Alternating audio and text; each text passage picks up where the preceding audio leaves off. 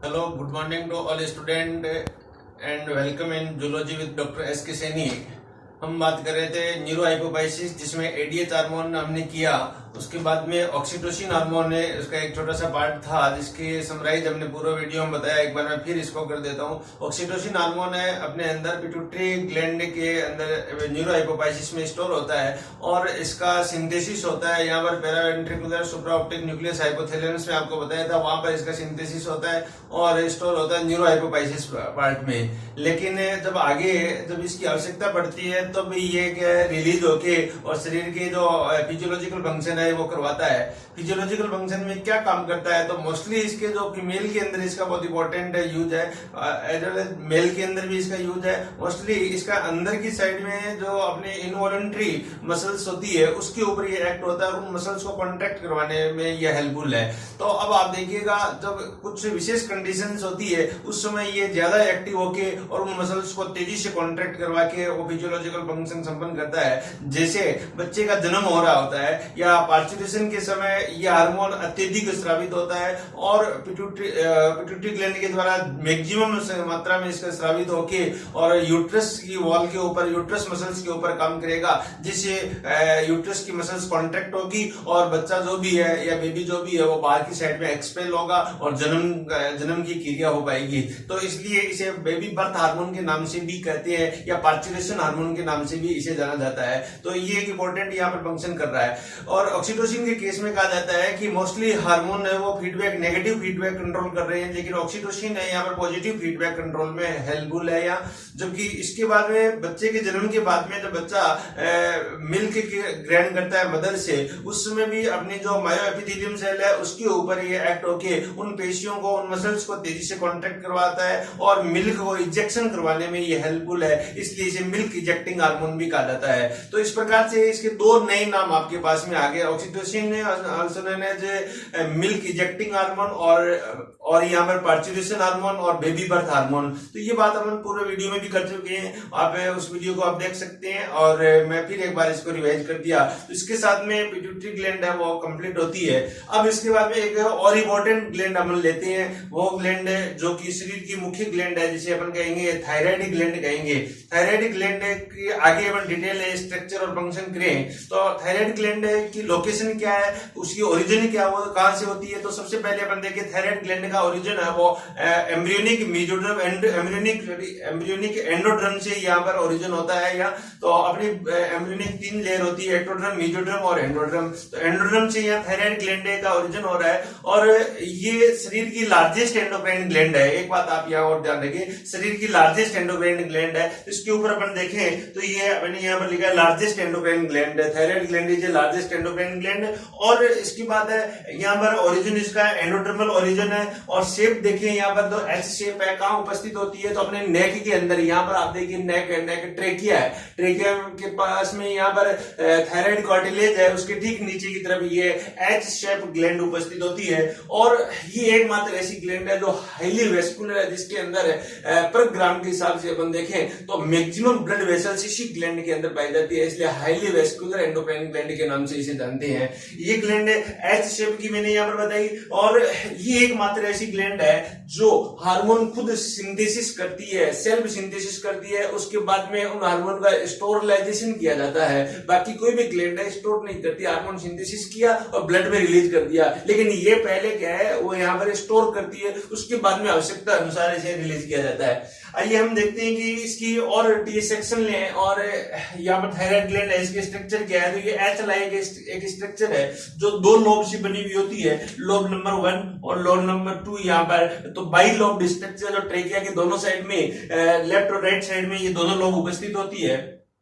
ये दोनों लोब आपस में एक कनेक्टिव टिश्यू के द्वारा जुड़ी रहती है, इससे कनेक्टिव टिश्यू को अपन कहते हैं इस्थमस के नाम से जानते हैं। इसकी थायराइड ग्लैंड की दोनों लोब इस्थमस के द्वारा जुड़ी रहती है, जो कि एक प्रकार का कनेक्टिव टिश्यू है। यहाँ अब थायराइड ग्लैंड की जो ये लोब्स है, जो दो लोब है, ये बनी रहती है फिर छोटी छोटी संरचनाओं के द्वारा।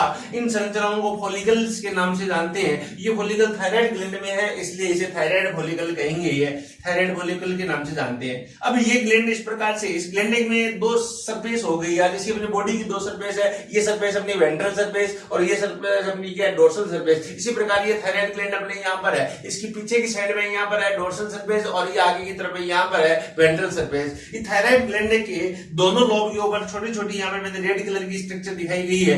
इस रेड कलर स्ट्रक्चर को अपन कहते हैं पैराथायराइड ग्लैंड, अर्थात थायराइड ग्लैंड के डोर्सल पार्ट या एंटीरियर रीजन अपन कह सकते हैं। थायराइड ग्लैंड का डोर्सल पार्ट या एंटीरियर रीजन है, उसकी तरफ है वो पैराथायराइड ग्लैंड उपस्थित होती है। प्रत्येक लोब पर 2 होती है, तो कुल थायराइड ग्लैंड की संख्या यहाँ पर 4 होगी। तो इस प्रकार से 4th पैराथायराइड ग्लैंड उपस्थित होती है। तो आप समझ सकते हो, मान लो ये यहाँ पर थायराइड ग्लैंड है, इसकी एक सरफेस ये और एक सरफेस ये इसकी डोर्सल सरफेस है और ये इसकी वेंट्रल सरफेस है। तो पैराथायराइड ग्लैंड है यहाँ पर इसी सरफेस के ऊपर, एक यहाँ पर, एक यहाँ पर, एक नीचे की तरफ यहाँ पर, एक यहाँ पर। तो इस प्रकार से उपस्थित होती है, जो यहाँ सामने से दिखाई नहीं देती क्योंकि ये बैक साइड में उपस्थित है, जिसे अपन डोर्सल सरफेस कहेंगे या एंटीरियर सरफेस कहेंगे यहाँ। तो ये एक यहाँ ध्यान देने योग्य बात है।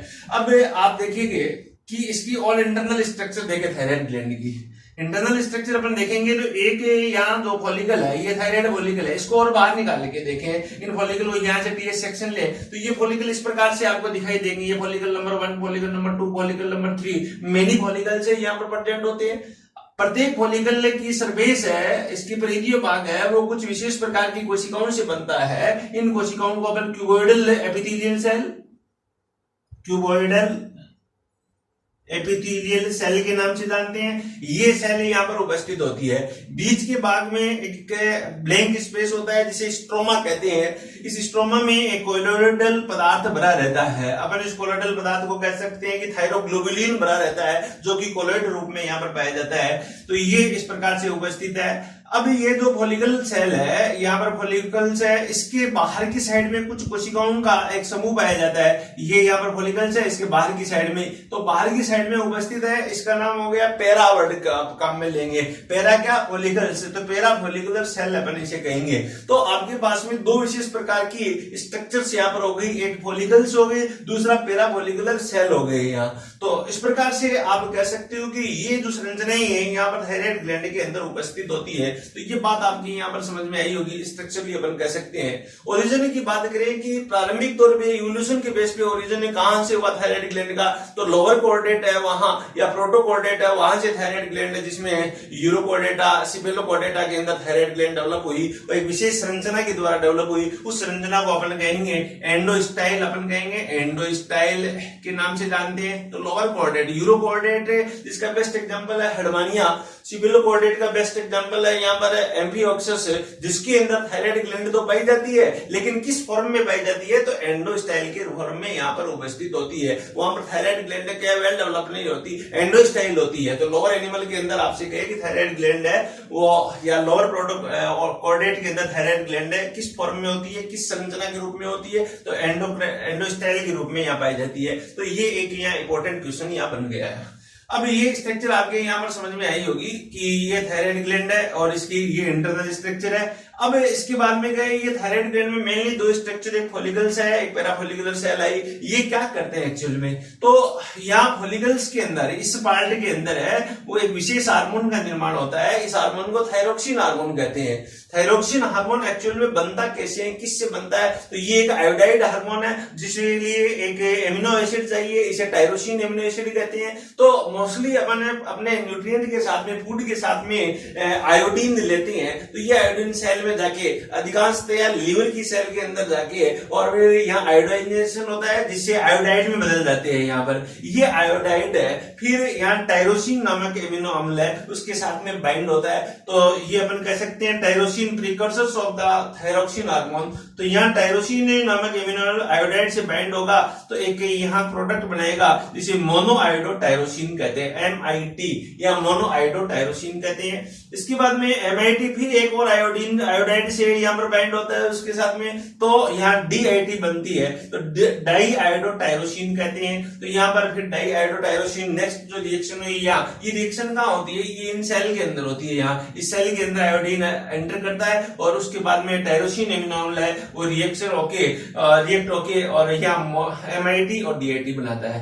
इसके बाद में एक डीएटी और एक एमआईडी आपस में जुड़ेंगे और जुड़ के एक और यहाँ प्रोडक्ट बनाएंगे जिसे ट्राई आयोडोथायरोनिन कहते हैं। ट्राई आयोडोथायरोनिन या इसे T3 हार्मोन के नाम से भी जानते हैं। और इसके बाद में एक दो डीएटी के मॉलिक्यूल आपस में जुड़ के या ऐड होके टेट्रा आयोडोथायरोनिन बनाते हैं, इसे T4 हार्मोन भी कहते हैं या इसी का दूसरा नाम है थायरोक्सिन हार्मोन है। तो इस प्रकार से सिंथेसिस होता है थायरोक्सिन हार्मोन का। तो ये क्वेश्चन पूछ लेते हैं कई बार कि किस प्रकार से सिंथेसिस होता है या थायरोक्सिन का प्रारंभिक प्रिकर्सर एमिनो एसिड कौन सा है, तो टायरोसिन एमिनो एसिड होता है। टायरोसिन किसके साथ में रिएक्ट होता है, आयोडाइड के साथ में या आयोडीन के साथ में, तो आपका आंसर होगा आयोडाइड के साथ में यहाँ पर रिएक्ट होगा और एंड में यहाँ T3 या T4 बनेंगे यहाँ। अब ये दोनों T3 और T4 ये दोनों ही थायरोक्सिन या थायराइड हार्मोन है, हार्मोन के रूप में फंक्शन करते हैं।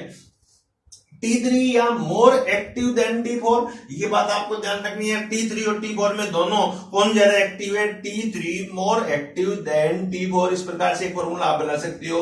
तो ज्यादा एक्टिव है यहाँ T3 T4 से। बट आपकी सेल के अंदर है, यहाँ बॉडी के अंदर ब्लड के अंदर T3 का परसेंटेज देखें कितना होता है, तो कम होता है देन T4। T3 है वो 40% होती है और T4 हार्मोन है वो 60% यहाँ पर होता है या थायरोक्सिन 60% हार्मोन के रूप में यहाँ पर पाया जाता है। तो इस प्रकार से आप यहाँ बता सकते हो कि ये हार्मोन का सिंथेसिस होता है और T3 और T4 के रूप में यहाँ पर पाया जाता है। इसी प्रकार मैंने यहाँ पर फॉलिकल्स के बाहर एक विशेष प्रकार की कोशिका और बताई थी जिसे अपन कहते हैं पैराफॉलिकुलर सेल। पैराफॉलिकुलर सेल के द्वारा भी एक हार्मोन यहाँ पर सिंथेसिस किया जाता है, सीक्रेट किया जाता है। इसे अपन थायरोकैल्सिटोनिन हार्मोन के नाम से जानते हैं। थायरोकैल्सिटोनिन हार्मोन भी कहते हैं। ये मोस्टली थायराइड ग्लैंड में पढ़ते हैं तो लोग थायरोक्सिन ही पढ़ के छोड़ देते हैं, लेकिन एक्चुअल में एक बहुत ही कम मात्रा में स्रावित होता है, लेकिन इसका बहुत फिजियोलॉजिकल इंपॉर्टेंट फंक्शन है। तो वो क्या है, यहाँ कैल्शियम को ऑब्जर्व करवाने में हेल्पफुल है। उस हार्मोन को अपने कहते हैं टीसीटी, जो कि एक पेप्टाइड नेचर का हार्मोन है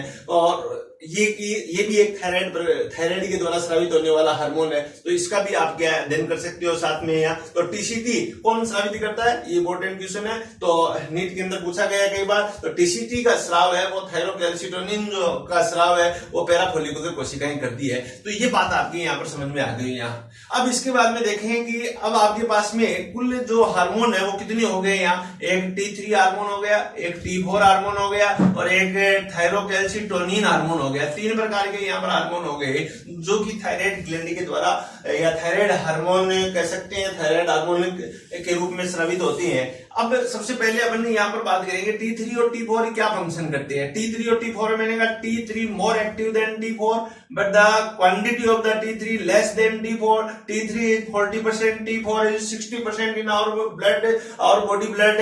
तो ये एक यहाँ पर बात आपने समझ में आई होगी।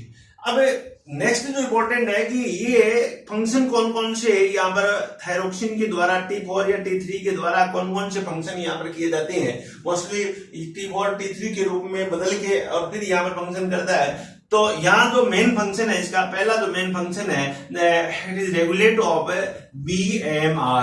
BMR का मीनिंग है या बेसिक मेटाबॉलिक रेट। यहाँ थायरोक्सिन का फर्स्ट इंपॉर्टेंट फंक्शन है बेसिक मेटाबॉलिक रेट को बनाए रखना, अपने जीवन को बनाए रखना। अपन ये कह सकते हैं अपने सेल की जो कार्य प्रणाली है उस कार्य प्रणाली का मेटाबॉलिज्म रिएक्शन होती है, ऊर्जा एनर्जी प्रोडक्शन करने के लिए जो भी रिक्वायरमेंट होती है उसको मेंटेन करने का काम है वो थायरोक्सिन हार्मोन करता है यहाँ। तो BMR को मेंटेन यही हार्मोन करता है। इससे पहला यहाँ मेन इंपॉर्टेंट काम हो गया। दूसरा यहाँ BMR मेंटेन रहता है तो अपने को टेम्परेचर अपन कह सकते हैं थर्मो रेगुलेशन के रूप में अपने शरीर का तापमान है वो नियंत्रण करता है, इसलिए अपन इसे कहते हैं थर्मो रेगुलेशन। ये एक थर्मो रेगुलेटरी हार्मोन है और तापमान का नियंत्रण करता है, इसलिए इस हार्मोन को कैलोरीजेनिक हार्मोन के नाम से भी जाना जाता है। वेरी इंपॉर्टेंट क्वेश्चन है ये, जनरल सा सिंपल सा क्वेश्चन है कि कैलोरीजेनिक कौन सा हार्मोन है, तो आप कहोगे थायरोक्सिन हार्मोन है, ये कैलोरीजेनिक हार्मोन है। दूसरा इंपॉर्टेंट ये फंक्शन कर रहा है। तीसरा इंपॉर्टेंट इसका फंक्शन है ये बॉडी की growth, it is helpful in the body growth ये बॉडी की ग्रोथ में हेल्पफुल है यहाँ पर, और बॉडी के ऑर्गन्स के मेंटेनेंस में ये हेल्पफुल है यहाँ। तो अपने शरीर की ग्रोथ, शरीर की जो ग्रोथ करवाने में ये क्या हेल्पफुल है, ध्यान रखें यहाँ बॉडी। और ये जो ग्रोथ करवा रहा है, ये कौन सी ग्रोथ कराता है, ये बोन की ग्रोथ करवाता है, टिश्यू की ग्रोथ नहीं करवाता है, यहाँ ध्यान रखना। ये टिश्यू की ग्रोथ नहीं करवाता है, बोन की ग्रोथ करवाता है। इसलिए इसे अपन कहेंगे ये प्रोपोर्शनेट ग्रोथ नहीं करवाता है, ये अनुपातिक ग्रोथ करवाता है। ग्रोथ की बात पहले भी की थी अपन ने, यहाँ ग्रोथ बॉडी की ग्रोथ है वो पहले भी की थी। इसके लिए एक हार्मोन और भी रिस्पॉन्सिबल था, एक था ग्रोथ हार्मोन था, और ग्रोथ के लिए दूसरा हार्मोन यहाँ पर T3 और T4 ग्रोथ के लिए रिस्पॉन्सिबल है। ग्रोथ हार्मोन ग्रोथ कैसे करवाता है, तो आप कहोगे यहाँ प्रोपोर्शनेट ग्रोथ करवाता है। ये प्रोपोर्शनेट ग्रोथ करवाता है, तो ये नॉन प्रोपोर्शनेट ग्रोथ करवाता है। ये अर्थात ये ग्रोथ करवाता है अनुपातिक, टिश्यू और बोन की अनुपातिक ग्रोथ करवाता है, ये अनुपातिक ग्रोथ करवाता है। ग्रोथ दोनों में सहायक है। ये क्या कर रहा है, सेल डिवीजन करवा के, ये क्या करता है ग्रोथ में किस प्रकार से सहायक है, तो सेल डिवीजन करवा के ग्रोथ में सहायक है। तो ये किस प्रकार से सहायक है, ये सेल डिफरेंशिएशन में,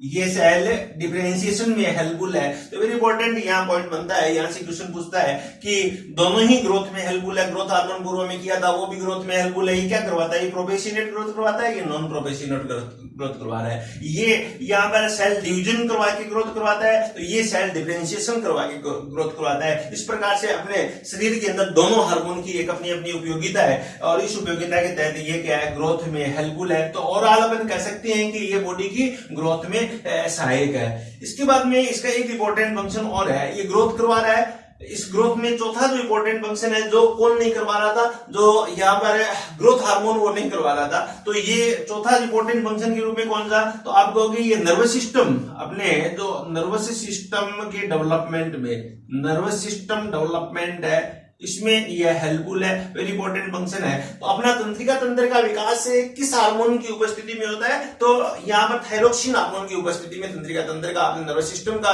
डेवलपमेंट होता है, सीएनएस का डेवलपमेंट होता है, अपने ब्रेन का डेवलपमेंट होता है, अपने स्पाइनल कॉर्ड का डेवलपमेंट होता है। यदि बाल्यकाल अवस्था में T3 T4 की कमी हो जाए तो नर्वस सिस्टम में वो ठीक तरीके से डेवलप नहीं हो पाएगा, इसलिए बहुत इंपॉर्टेंट हार्मोन है यहाँ। लेकिन जीएच हार्मोन का नर्वस सिस्टम पर कोई इफेक्ट नहीं पड़ता है। ये क्वेश्चन अक्सर पूछा जाता है, कई बार पूछा गया है कि कौन सा हार्मोन अपने ब्रेन के डेवलपमेंट में या सीएनएस के डेवलपमेंट में ये हेल्पफुल है। आपका आंसर होगा T3 हार्मोन, और T4 हार्मोन है वो इसके डेवलपमेंट में हेल्पफुल है या, तो इस प्रकार से ये। इसके अलावा नेक्स्ट फंक्शन है, ये अन्य जीवों में भी ये हेल्पफुल है। जैसे एम्फीबियन है, एम्फीबियन के अंदर ये, एम्फीबियन के अंदर अपन देखें, एम्फीबियन में फ्रॉग की बात करें तो फ्रॉग में यहाँ पर मेटामॉर्फोसिस में हेल्पफुल है। ये कायंत्रन की क्रिया, टेडपोल लार्वा होता है, इस टेडपोल लार्वा में कायंत्रन की क्रिया इसी हार्मोन की उपस्थिति में होती है। ये क्वेश्चन भी कई बार आता है कि एक टेडपोल लार्वा को एक ऐसे पानी में छोड़ दिया जाए जहां पर थायराइड की गोलियां यहाँ पर डाल दी गई, तो उस टेडपोल लार्वा पर क्या प्रभाव पड़ेगा, उस पर यह प्रभाव पड़ेगा, थायरोक्सिन ज्यादा होगा तो कायंत्रन है, मेटामॉर्फोसिस फास्ट होगा, तेजी से होगा, समय से पहले मेटामॉर्फोसिस हो जाएगा ये। या थायरोक्सिन का इंजेक्शन लगा दिया जाए तो क्या प्रभाव पड़ेगा, तो मेटामॉर्फोसिस वो फास्ट हो जाएगा। तो इस प्रकार से ये यहाँ पर अन्य जीवों के अंदर भी थायरोक्सिन का एक मेन इंपॉर्टेंट रोल है, तो ये यहाँ पर कार्य करता है। या थायरोक्सिन अपने, अपन कह सकते हैं थायरोक्सिन जो हार्मोन है अपने गोनड development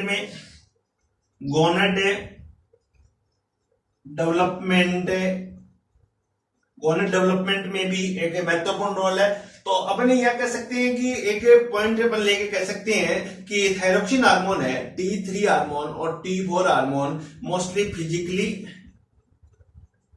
physically development, mentally development और सेक्सुअली डेवलपमेंट, फिजिकली फिट बनाता है, मेंटली फिट बनाता है और सेक्सुअली फिट बनाने में यह हेल्पफुल है।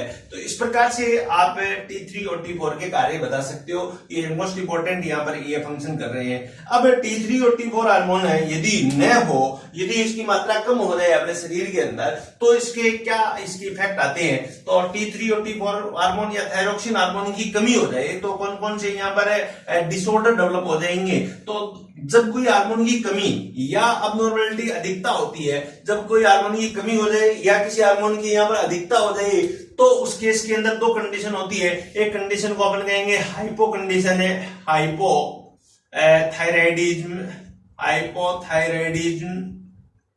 या T3 और T4 है वो कम हो गए, और दूसरी कंडीशन है इसे अपन कहेंगे हाइपरथायराइडिज्म,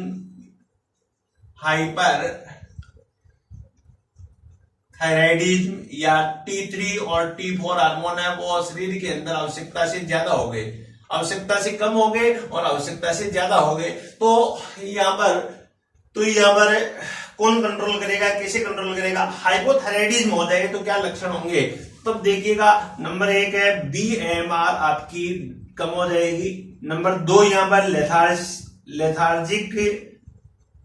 लेथार्जिक हो जाएगा, लेथार्जिक का मीनिंग आलस्य हो जाएगा, यहाँ पर कम हो जाए। और यदि अधिक हो जाए तो यहाँ पर आप क्या कहोगे, BMR वो यहाँ पर अधिक हो जाएगी और आदमी हाइपर एक्टिव हो जाएगा, यहाँ पर हाइपर एक्टिव या आवश्यकता से ज्यादा एक्टिव हो जाएगा।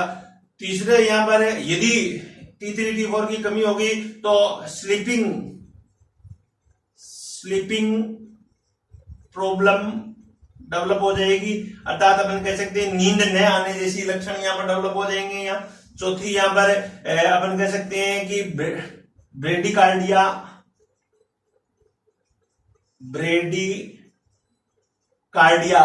या हार्ट बीट, ब्रेडिकार्डिया का मीनिंग यहाँ पर होगा हार्ट बीट है वो कम हो जाएगी। यहाँ पर ये लक्षण यहाँ डेवलप हो जाती है, यहाँ कब, जब हाइपो हो जाए। और चौथा यहाँ पर कहेंगे मेंटल रिटार्डेड यहाँ पर हो जाएगा। तो ये कुछ लक्षण है जिसे कमी होने पर T3 और T4 की कमी होने, BMR कम, आलस्य होगा यहाँ पर। ऐसे व्यक्ति को क्या है, नींद की प्रॉब्लम रहेगी। यहाँ पर नींद प्रॉब्लम का मीनिंग यहाँ नींद ज्यादा आएगी, यहाँ स्लीपिंग सोया हुआ रहेगा, यहाँ 24 घंटे ऐसा लगेगा कि नींद लें। और यहाँ पर ब्रेडिकार्डिया मतलब हार्ट है वो, हार्ट के अंदर हार्ट बीट है वो डाउन हो जाएगी और मेंटल रिटार्डेड हो जाएगा यहाँ। जबकि ये हार्मोन ज्यादा हो जाए तो BMR ज्यादा बढ़ जाएगी, BMR ज्यादा हो जाएगी तो यहाँ पर पसीना ज्यादा आएगा, स्वेट ज्यादा रिलीज होगा, अर्थात बैठे बैठे यहाँ पर पसीना ज्यादा आएगा। और BMR कम हो जाएगी तो यहाँ पर कोल्डनेस, यहाँ पर ठंड महसूस होगी, यहाँ पर यह स्वेटिंग होगी यहाँ ज्यादा, और इस केस में अंदर कोल्ड, बैठा बैठा आदमी ठंडा रहेगा। घर में सर्दी का समय, गर्मी का समय, और उस समय अपने को सब आदमी बैठे हैं एक रूम के अंदर, 10 आदमी बैठे हैं ये मान लो, और उसमें एक आदमी ऐसा उसको बैठे बैठे ठंड लग रही है, तो इसका मीनिंग आपके अंदर हाइपोथायराइडिज्म हो गया या T3 और T4 या थायरोक्सिन का लेवल कम हो गया। तब क्या उसमें अपने को ठंड कम लगती है और आलस्य रहता है, कुछ करने की इच्छा नहीं रहती, केवल लेटे रहे, सोए रहे, नींद लेते रहे, और अपनी बीट है, हार्ट बीट कम हो जाती है और मानसिक रूप से वो कमजोर हो जाता है। तो ऐसे लक्षण यहाँ हो जाएंगे हाइपोथायराइडिज्म। जबकि हाइपर के अंदर मैंने कहा यहाँ पर जैसे ही यहाँ पर इसका लेवल बढ़ जाए तो शरीर के अंदर तेजी से पसीना आएगा, जैसे मान लो सर्दी का टाइम है और यहाँ ऐसी है बहुत चिल्ड कर रखी है, तो भी उस व्यक्ति के अंदर यदि T3 T4 ज्यादा, थायरोक्सिन ज्यादा हो जाए तो यहाँ पर स्वेटिंग हो जाएगी और व्यक्ति लेथार्जी की जगह हाइपर एक्टिव हो जाएगा, अनावश्यक इधर उधर से घूमता रहेगा या बड़बड़ाता रहेगा यहाँ पर। और इनसोम्निया कंडीशन, नींद उसके अंदर नहीं आएगी। और यहाँ पर टेकीकार्डिया का मीनिंग है हार्ट बीट है वो बढ़ जाती है, इसकी सामान्य से ज्यादा बीट हो जाएगी। और इस प्रकार से मेंटल भी हाइपर एक्टिव हो जाएगा और यहाँ पर मेंटल हाइपर एक्टिव होके और न्यूरॉन है वो यहाँ रेट्रो होता जाएगा यहाँ पर और डिजेनरेट होता जाएगा। तो इस प्रकार के लक्षण है वो क्या है, यहाँ हाइपरथायराइडिज्म की हो जाएंगे। नेत्र वो बाहर आ जाएंगे, आंखें, आईबॉल है वो बाहर की तरफ दिखाई देगी और अपने यहाँ पर थायराइड ग्लैंड है उसमें सूजन आ जाती है। तो इस प्रकार के कैरेक्टर है ये हाइपो और हाइपरथायराइडिज्म से दिखाई देते हैं। अब हाइपोथायराइडिज्म हो जाए तो रोग कौन कौन से हो सकते हैं यहाँ पर, तो हाइपोथायराइडिज्म से कुछ यहाँ पर डिजीज उत्पन्न हो जाती है, ये लक्षण उत्पन्न होंगे। इसके साथ में कुछ डिजीज को यहाँ पर आइडेंटिफाई किया गया है, कौन कौन सी वो डिजीज है जो यहाँ पर हो सकती है हाइपोथायराइडिज्म से। तो यहाँ पर देखिएगा पहली जो डिजीज है वो क्रेटिनिज्म,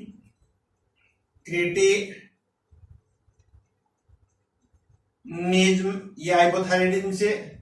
दूसरी डिजीज है यहाँ पर मिक्सिडिमा, तीसरी यहां पर गोइटर, सिंपल गोइटर। चौथी यहां पर डिजीज होती है हाशिमोतो,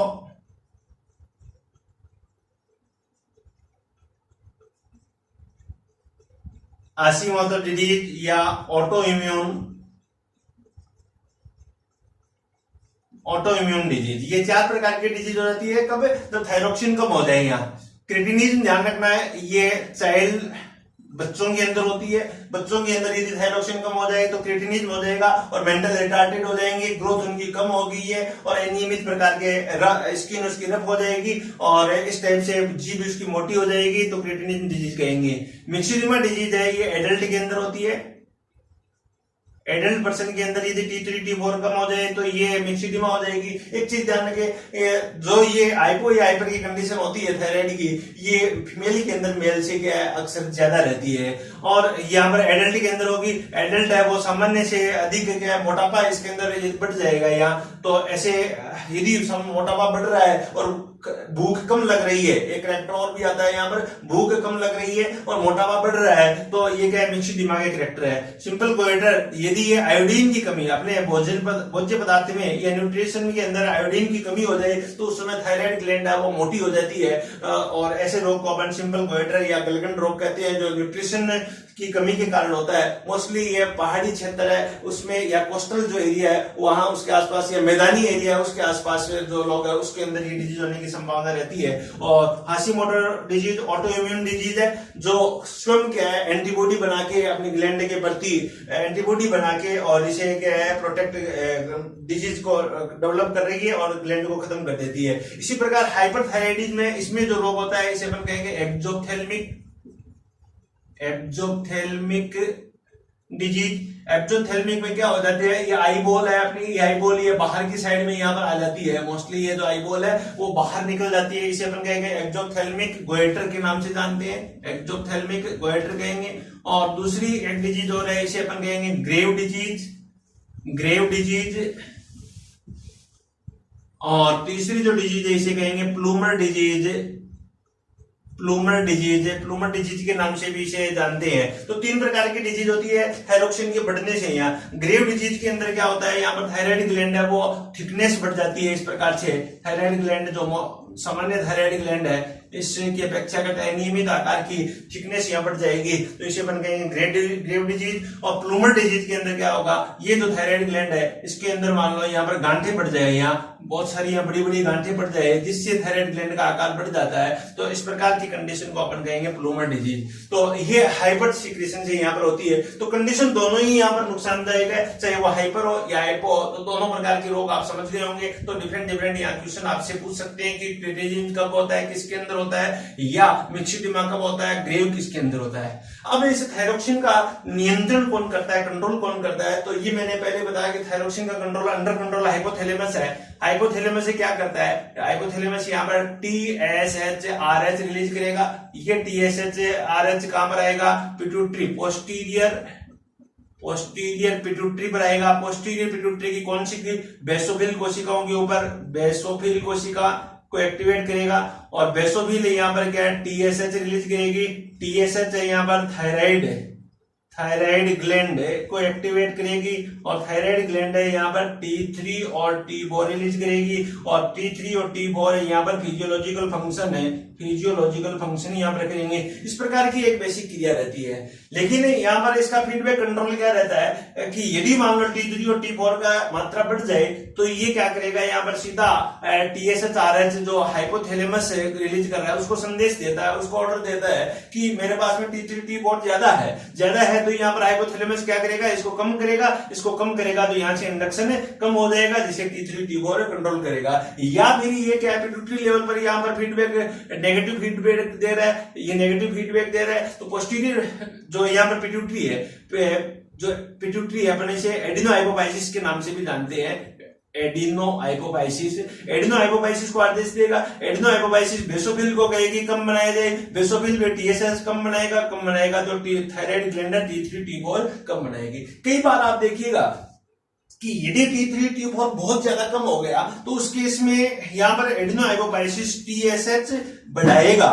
T3 T4 कम हो गया, इस कंडीशन को अपन कहेंगे हाइपो। तो हाइपोथायराइडिज्म के समय TSH की मात्रा बढ़ेगी, यहां ध्यान रखिए। और हाइपर के समय TSH की मात्रा यहां पर घटेगी, ये चीज ध्यान रखिए। स्पेशल क्वेश्चन यहां पर आता है, TSH की मात्रा कब बढ़ती है? हाइपो के समय, हाइपोथायराइडिज्म।